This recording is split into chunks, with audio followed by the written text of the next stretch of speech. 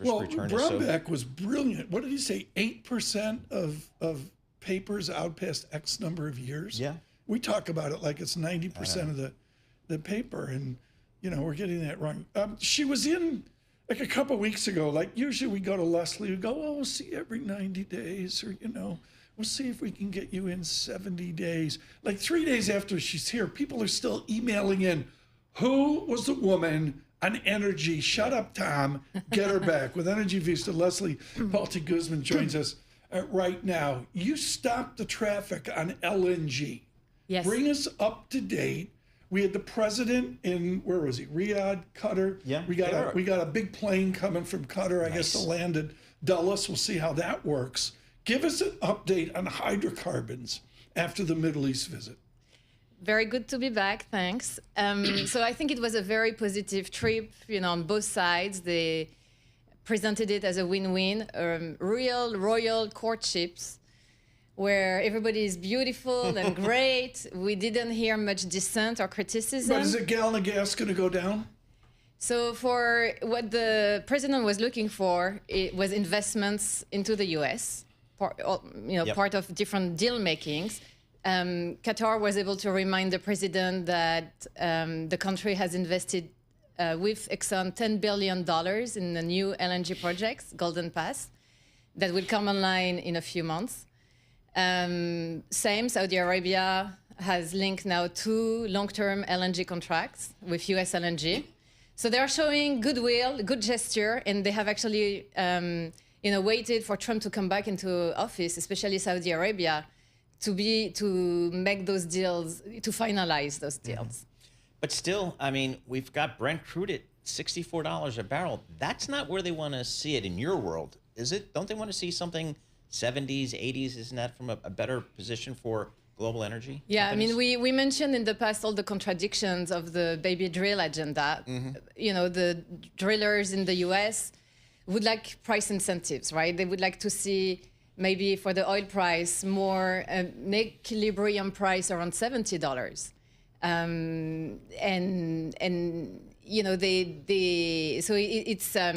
Trump wants low prices for the domestic population to bring back manufacturing, to incentivize consumption, bring down inflation. But at the same time, so we need to still work on this equilibrium price. Well, I was just thinking about Qatar. I mean, they supply to Iran and China, and I mean, politically, it's not that clean to have a strong relationship with Qatar at this point. Were there any takeaways from the trip on that regard? So I think it was a very well-fueled PR campaign. We haven't heard any criticism, and if I can use this stage, for me, putting so much wealth into the hands of Qatar is not a good idea. Why? Because Qatar has strong ties with Iran. Qatar has financed the Muslim Brotherhood. By the way, France came out with a report this week from government officials pointing out the financing of Qatar to the Muslim Brotherhood in France specifically, but all over Europe and other countries. Right. Jordan had just kicked out the Muslim Brotherhood. Qatar has hosted and sheltered the Hamas. I mean, there is a big, This is brilliant. Leslie, we got to get you in here for like a 1-hour special show. Folks, what we're dealing with here is Sciences Po in Paris and Tufts up in Boston, a Fletcher school. Leslie's got bulletproof chops. She's worked with Bremer at Eurasia Group. And the answer is Greg Valliere wrote about this morning. And what Greg Valliere said, Tom Keene, 30-year bond, no one cares. Paul Sweeney, what's Duke basketball going to do? Nobody cares. His last paragraph was Iran.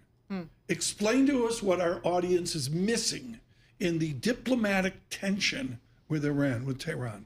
So you asked me about the oil price. A low oil price is the best time to hit Iran, right? If negotiations fail, because we have low prices, and we know that if there is a strike from Israel with help from the US or whatever the scenario, oil prices will go up. Iran will threaten something around the Strait of Hormuz. So negotiations for now continue, but we know that Iranians are very good negotiators. But the Trump administration has been very clear. They don't want an Iran with a nuclear bomb. So let's talk about, I guess, what we all learned about when Russia invaded Ukraine. A lot of us got smart on this thing called liquefied natural gas, LNG. Yeah. America plays a key role in that, don't Yeah. they? What's the role of LNG in kind of global energy trade these days? So, as you mentioned, with the war in Ukraine, the US came to the rescue of Europe. And basically, thanks to the US, Europe was able to replace non-Russian gas, also with Norway and other suppliers. But the US played the most critical role.